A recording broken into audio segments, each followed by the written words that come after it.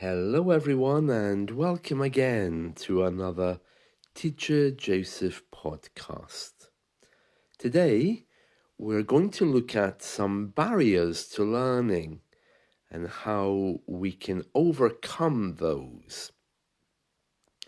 Perhaps the first barrier to learning is this feeling that we're not in control, that somehow learning is okay as long as life goes well. Or learning is okay as long as I have time for it. And there's other issues such as learning is okay, but only when I feel like it. And there's this idea that you have to control it, either by forcing yourself to do it when you don't want to, or taking a break from it whenever you feel like it, regardless of the consequences to yourself, to the teacher, and to your fellow students. A feeling of not being in control, you might think, well, it doesn't matter, it's only my own insecurities. But actually, it does matter because it affects everyone. If you imagine a big train which is traveling up and down the country, imagine that there's all these different wagons on this train. A wagon, or we can call it a carriage, the bits of the train where people sit. There's usually 5 or 6 of those, and the engine pulls them along. That's where the driver is. Now imagine a particularly long train, and one of the wagons decides, I can't go any farther. I can't do this. And so it stops. The engine suddenly finds itself under more pressure to pull the wagons, and the wagons immediately in front of you and behind you suddenly feel the pull and the increased energy because you're not operating as you should be. Let's just move that to another metaphor for a moment. Imagine that it's a train of camels who are walking in the desert. Everything is fine. There's 12 camels walking in a row. And then suddenly one of those camels decides that it's sick and can't walk anymore. Or it just has a little mood and decides that it can't go on. What happens to the rest of that train of camels? If you try to pull yourself out, you immediately stop the train because the camel in the front is going to be trying to pull you. The camel behind you can't go any farther. And the camel at the front, who's trying to pull you all along, finds that it can't move because the weight behind is so great. Now, I'm saying all of this because this is how your behavior affects other people. If you don't feel in control, or if you feel that your English is worthless or useless, that mental idea is going to spread quicker than any virus. Because very quickly, either by your words, by your actions, or just using very basic mesmerism, other people are going to pick up this idea too, that somehow there's no control. In an English class, particularly on Skype or in e-learning, where you learn online, the teacher should be able to pick this up and should confront you with your own language. I was talking to someone last week and he kept telling me how, of course, he was different from other people because he just can't learn. And this is something which comes up again and again. We're all feeling that we are individuals who have no responsibility towards the rest of the train. When I confronted him about his language, he was very shocked. And he said, "Oh, I don't mean that I can't do it. I just mean that I find it very difficult to do." And he immediately started to change his language. And by the end of the conversation, it wasn't that he can't do it, it became he could do it, but he needed to change his thinking and his mind in order to achieve it. So a good teacher should be able to confront you with your behavior so that you can learn from it. There was another student a few weeks ago whom regularly cancelled lessons until one day I said to him, "You realize you've cancelled half of all the lessons you've booked with me.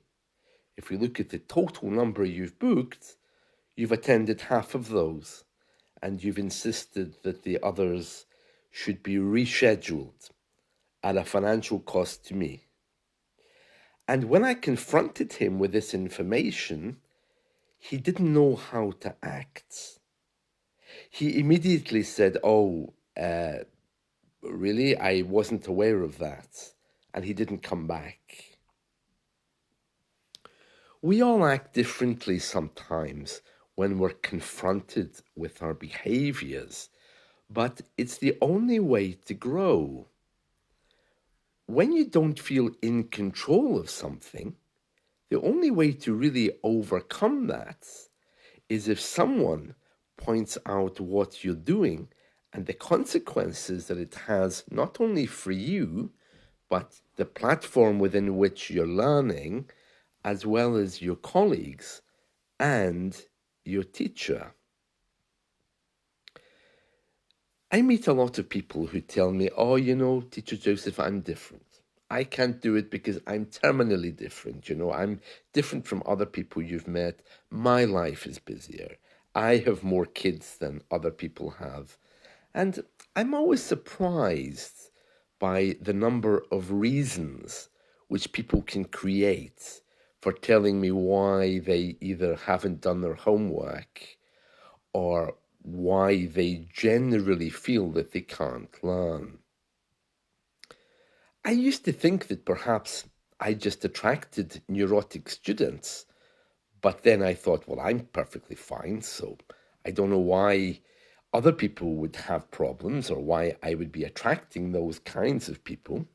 But then I realized that we're all like that. This feeling of being out of control and having no control over our learning is very, very common. And the first step is to become aware of it. Your actions and your thinking don't only affect you. If I have a student who cancels a lot of their lessons, whether they pay for them or not, then they may be surprised. Because as well as them cancelling the lessons, the message that they're giving me is that learning is flexible and they don't care about it. So if I have to cancel a student's lesson because I have something more important, or if I have a student who can't find time in my calendar, then of course I'm going to cancel the lesson with the student who doesn't care about their English in order to let someone else in. So what I'm saying is, If your behavior or your thinking is, well, it's only an English lesson, then I'll do the same. If I see that you're repeating that habit of not coming or canceling, the next time you try to book a package with me, you'll be told, sorry, but you're unreliable. Likewise, if you have a lesson in my calendar and you're not in the habit of attending lessons, don't expect me to be there. You might just get an email or a message which says, well, I'm not attending today. Why should I? Because you don't. So you see, there's an atmosphere created by your actions, and you need to be very careful about this. Not only because of your own learning and its abilities, but also how it affects other people's. When you lower your behavior because you feel you're not in control, everything is lowered. The system you're learning in becomes a commodity because there's always a worry about the money for that lesson.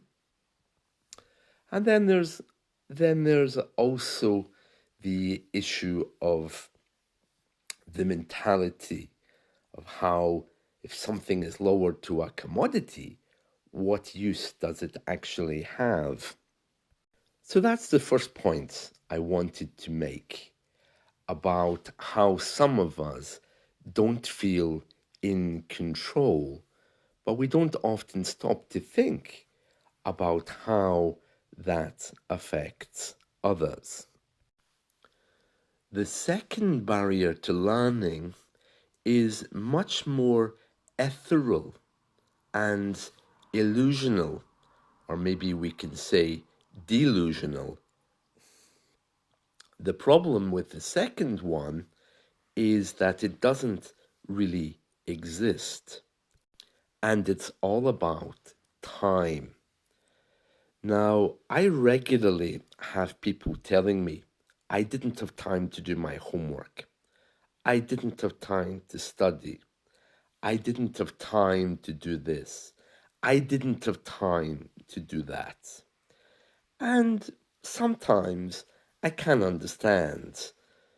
Children do get sick sometimes, but really, I don't believe that in a 24-hour period, it's impossible for someone not to spend half an hour doing homework, which would only take half an hour or 40 minutes.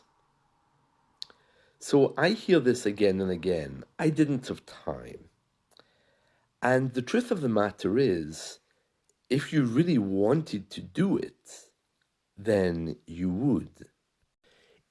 In English, we often say, oh, I would really like to come for dinner, but unfortunately I can't. Oh, I would really love to do that, but sadly today I can't. But of course, you would if you really wanted to do it. It's a question of priorities. And unfortunately, many of us don't push learning a second language to the top of the list, especially those of us who are working without a teacher. The excuses I've had are endless.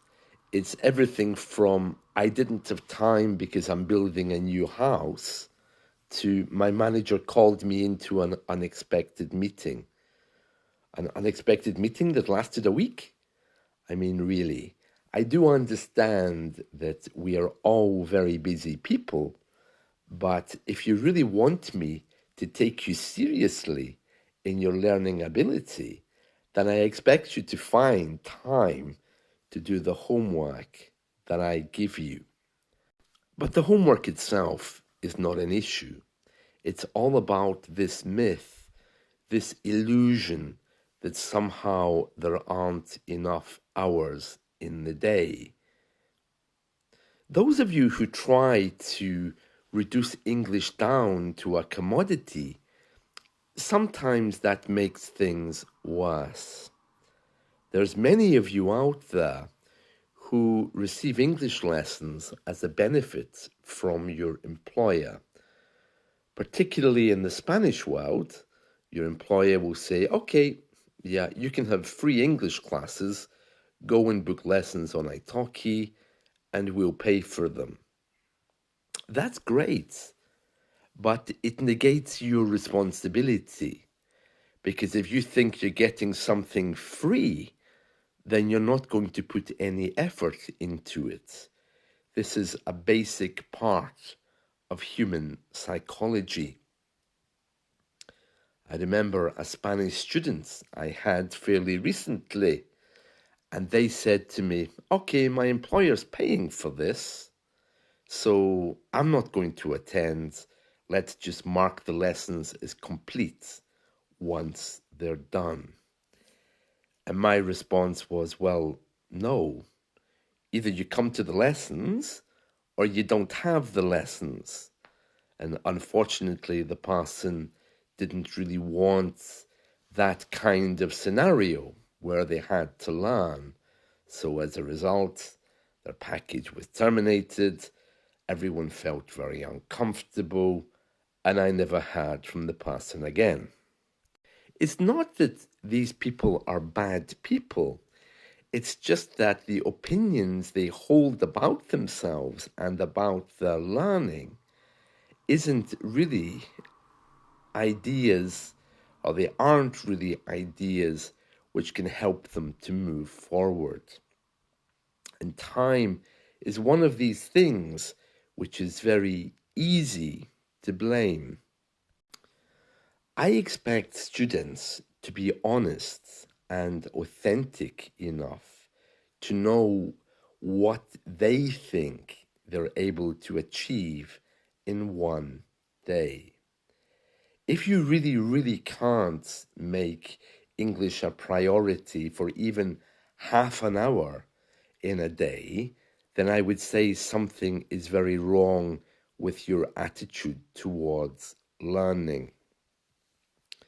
That doesn't mean that you have to run away and sit on a mountaintop and think about it for 3 months, but it does mean that you need to begin seriously considering your commitment to learning. And if that commitment isn't there, and I see that it isn't there, then I'll tell you. And you might be quite sad when you're confronted with that information. So again, time, or the illusion of time, appears to be a barrier in learning, but it really isn't. It's very simple. If you want to learn, you will, and if you don't, you won't. And that responsibility rests with you. So just to summarize then, we've covered 2 points there. One is about this idea that you have no control over your learning, and the second one is about this delusion that somehow time is working against you and you don't have time. Remember, there's always a reaction to every action that you take. And it's important to keep this in mind, because whether it's e-learning, in a classroom, or wherever, the problem doesn't just rest with you. The problem becomes everyone's issue. I hope you found this helpful. Let's talk again soon. See you. Bye.